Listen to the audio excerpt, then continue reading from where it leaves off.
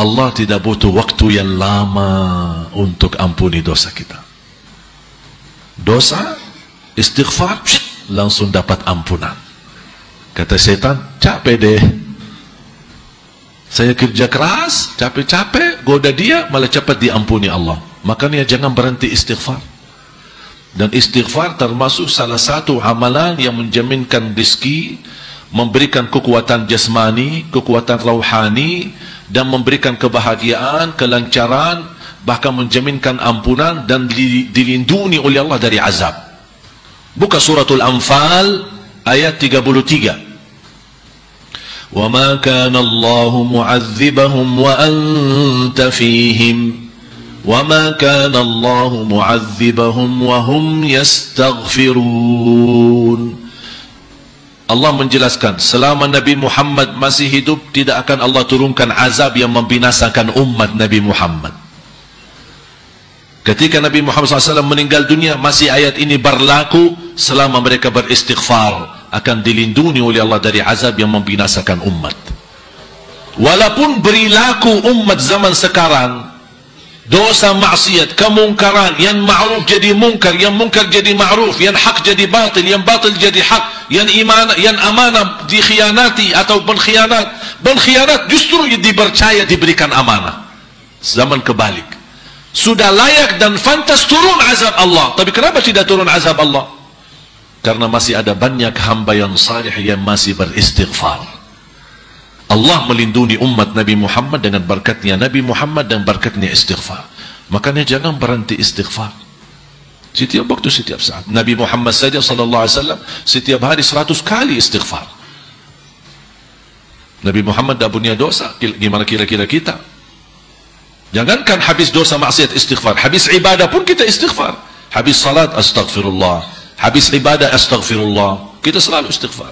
Habis majlis ilmu ada doa istighfar, subhanakallahumma wa bihamdika asyhadu an la ilaha illa anta astaghfiruka wa atubu ilaik. Kenapa ada doa istighfar?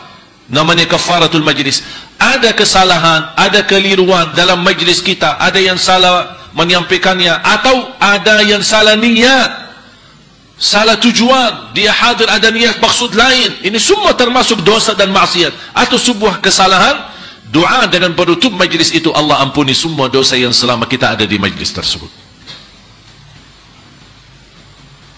Sudah faham kaitan antara Al-Fatihah sama ayat terakhir? Jadi saya harap mulai hari ini, dalam salat maupun di luar salat, kalau anda lagi baca Al-Fatihah, tolong rasakan anda lagi berdialog sama Allah. Sama ayat terakhir suratul Baqarah. Setiap anda baca, Allah mendengar dan Allah ijabah. Maghfirah, diampuni dosa, tapi belum tentu terhapus dari hukum. Allah tunjukkan di hari kiamat. Beda sama afu. Afu akan Allah ampuni dosa dan Allah hapuskan dari buku amal, tidak dibekas, tidak ada bekasnya. Kita buka buku amal, kok mana dosa saya yang selama ini saya lakukan? Allah sudah afu, hapus total. Makanya salah satu afu yang mulia, kita mampu membalas kezaliman seorang, wal afu indal maqdirah. Kita mampu memaafkan, kita mampu membalas dendam, kita mampu membalas kezaliman, tapi kita maafkan. Tapi pemaafan yang sempurna, yang tidak boleh dinyakiti hatinya, itu namanya afu, bukan maghfirah. Kalau anda ampuni orang, maafkan orang, tapi masih selalu ingatkan, setiap ketemu, ya anda kan dulu sudah maafkan, jangan lupa ya, itu namanya menyakiti hati. Berarti ini belum masuk afu, kita belum afu. Kalau afu, memaafkan seorang harus terlupa, tidak boleh ada bekas di hatinya. Sudah lupa, ikhlas betul. Afun bila adha wala tasyakki, tidak boleh dinyakiti dan tidak boleh diadu ke orang lain. Ini dulu suka begini sama saya, tapi anda sudah maafkan. Cerita sana sini, oh, ini kan dulu suka nyakiti, tapi anda maafkan. Oh, ini anda maafkan. Ini berarti dia belum lupa, dia belum lupa. Dan ini membutuhkan tekad yang tinggi. Afu itu bukan mudah. Makanya Allah puji sifat muttaqin yang masuk surga, wal afina 'anin nas, yang suka memaafkan orang lain. Memang manusia ini kadang-kadang walaupun sudah memaafkan tapi masih bekas di hati. Besok ketemu, apa ini lagi datang sini? Masih. Walaupun sudah kemarin dia maafkan tapi masih bekas. Ini harus kita latihan, bekas ini harus dihapuskan. Supaya apa? Dosa kita masuk dihapuskan oleh Allah sama di dalam buku kita. Tidak ada sedikit pun bekasnya, supaya kita mendapatkan rahmat dari Allah Subhanahu wa taala.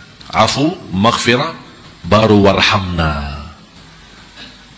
Menjalankan perintah, menjalankan aktivitas, menjalankan ibadah, menjaga diri dari dosa dan maksiat dan hawa nafsu membutuhkan rahmat. Kalau bukan rahmatmu, kita tidak bisa dapat wa'fu anna waghfir lana. Makanya rahmat dijadikan terakhir. Kita harap dimaafkan, harap diampuni, tapi agar kita dapat pemaafan dan ampunan, ya Allah rahmatilah. Bagaimana caranya agar kami fantas mendapatkan afu? Bagaimana kami dapat fantas mendapatkan ampunan kalau bukan rahmat darimu ya Allah? Faham? A'udzu billahi minasy syaithanir rajim.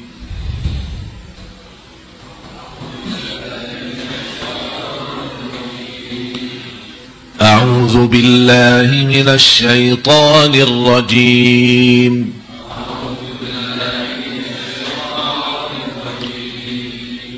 Bismillahirrahmanirrahim. Tolong diperhatikan. Bismillah. Jangan bismillah.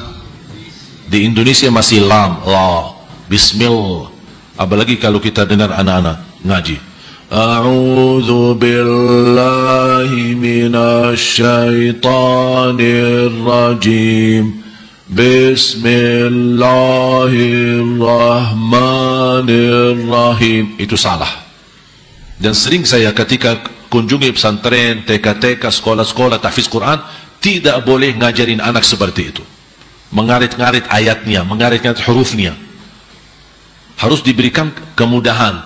A'udzu billahi, a'udzu billahi. Jangan a'udzu billahi. Salah. Nanti kesulitan dia melancarkan bacaannya. Lam Arab beda sama lam Indonesia. Kalau lam Arab memang posisi ujung lidah ke tengah. Apel. Coba bilang apel. Apel. Di mana lidahnya? Ke tengah kan? Saya mau lidah sama, tapi ke depan, bukan ke tengah. Apel. Lel. Lel. La. Billahi. Coba ikuti an. Di mana posisi lidah?